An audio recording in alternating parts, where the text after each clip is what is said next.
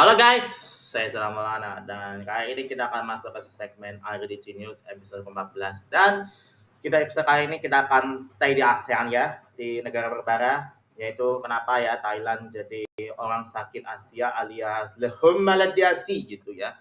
Yang itu tuh yang kita bahas tuh yang Thailand tuh yang jadi ingat ya Thailand yang jadi pusat ekonomi di ASEAN berkat industri otomotif, semikonduktor dan pangan sama industri pariwisatanya. Tapi sekarang ekonominya dianggap memburuk karena krisis ekonominya sekaligus kehidupannya semakin turun gitu ya. So ini ya cuacanya agak hujan ya gua bikin konten kayak gini ya.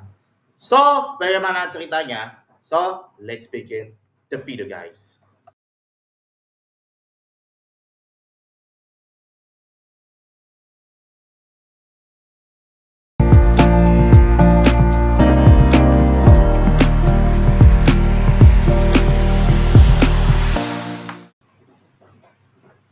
Oke, kita akan jelasin apa sih masalah-masalah Thailand menjadikannya lehum maladiasi. Masalah pertamanya adalah stagnasi. Thailand terjebak dalam apa yang membuat para ekonom sebagai middle income trap gitu ya. Mereka sudah terlalu mahal untuk melihat industri manufaktur murah seperti tekstil yang sekarang pindah ke Vietnam, tapi sebelum cukup canggih untuk bersaing di industri teknologi seperti di semikonduktor, industri otomotif, mereka merupakan punggung ekonomi sedangkan menghadapi krisis eksistensi. Di era transisi kendaraan listrik alias EV, Thailand selama ini menjadi jago mesin pembakaran internal alias ICE. Justru kehilangan gaji gitu ya. Investasi EV mulai melirik ke Indonesia dengan cadangan nikelnya atau kembali ke Tiongkok gitu ya. Thailand perlahan-lahan kehilangan statusnya sebagai Detroit of-nya Asia gitu ya. Memang sedih banget tuh ekonomi Thailand. Sekarang yang bikin investasinya pindah ke Thailand atau Indonesia atau Malaysia gitu ya. Ini bikin ekonominya turun banget gitu ya. Sedih banget gak ada Thailand dengan ekonominya gitu. Ini adalah masalah yang mengerikan. Demografi Thailand yang negara yang berkembang di dunia yang menua sebelum mereka benar-benar kaya. Tingkat kelahiran mereka merasa tajam, bahkan lebih parah daripada beberapa negara maju. Bayangkan jumlah negara tetangga yang menyusut yang berapa tahun gitu ya.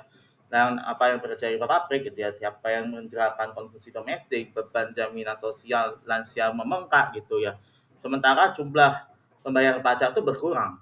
Thailand sedang berpacu dengan waktu dan artinya mereka kalah. Penyakit ini diperparah oleh instabilitas politik selama 2 dekade terakhir. Thailand terjebak dengan siklus kudeta, protes jalanan, dan pergantian pemerintahan yang tidak berujung gitu ya. Ketidakpastian yang membuat investor jangka panjang mulai ragu. Di sisi lain, rakyatnya sedang tercekik. Utang rumah tangga di Thailand adalah salah satu yang tertinggi di Asia, menembus angka 90% dari PDB. Orang Thailand sebagian besar pendapatan mereka untuk membayar cicilan, bukan hanya untuk belanja atau investasi. Ekonomi domestik pun kehilangan bensinnya. Thailand saat ini berada di persimpangan jalan yang berbahaya. Jika mereka tidak segera melakukan reformasi struktural besar-besaran, memperbaiki sistem pendidikan, digitalisasi industri, dan menciptakan stabilitas politik, gelar orang sakit Asia alias lehum maladiasi itu benar-benar melekat secara permanen. Dunia akan cepat, di utara ada Tiongkok yang dominan, di timur ada Vietnam yang agresif, di selatan ada Indonesia dan Malaysia yang dengan bonus demografinya dan juga ekonominya. Thailand tidak bisa lagi hanya mengandalkan pariwisata dan kejayaan masa lalu. Apakah Thailand bisa bangkit kembali atau justru menjadi pengingatkan berkembang lainnya sebagai orang cepat luas?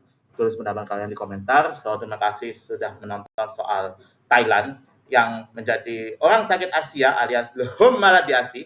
Semoga Thailand bakal segera bangkit ya dari penurunan. So, terima kasih sudah menonton. So, don't forget like, subscribe, and share to your family and friends. So, saya Maulana and see you in the next video guys.